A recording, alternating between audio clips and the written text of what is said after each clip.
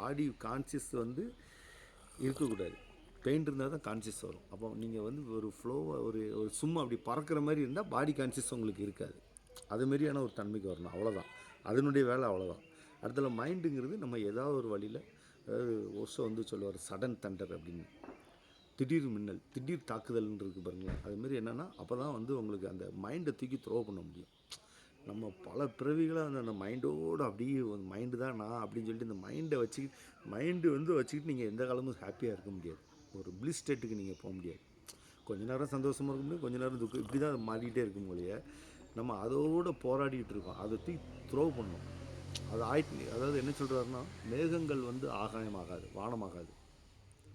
மேகத்தை பார்த்துட்டு இதான் வானம் சொல்ல முடியாது. வானங்கிறது ஒரு பறந்து விரிஞ்ச இடம். நம்மளுடைய உள் ஆகாயத்தை, உள் வானத்தை மறைக்கிறது வந்து இந்த மனசு தான்.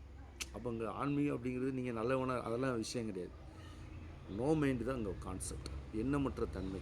அந்த எண்ணமற்ற தன்மை தான் இப்போ அது வந்து அறியாதது ஒரு விஷயம். இந்த எண்ணமற்ற தன்மைங்கிறது நம்ம வந்து இக்னோர் பண்ணலை, இது வரைக்கும் அறிஞ்சிக்கல. எல்லாம் இது வரைக்கும் நமக்கு தெரியாது அந்த டேஸ்ட் எப்படின்னு சொல்லி. அதை நம்ம ஒன் டைமாக ஏதாவது ஒரு தடவை அந்த டேஸ்ட்டை ஒரு சடனாக ஒரு சத்தோரிஸ்ட்டு ஒரு கொஞ்சம் பொழுது உங்களுக்குள்ளே ஒரு மின்னல் மாரி பாய்ச்சறது தான் அந்த எல்லா டெக்னிக்ஸும். டோட்டல் டெக்னிக்ஸ் எல்லாமே அந்த எண்ணமற்ற தன்மையை உங்களுக்கு ஒரு சனப்பொழுதாவது கொடுத்துறாதா அப்படிங்கிற ஒரு டெஸ்டர் தான்.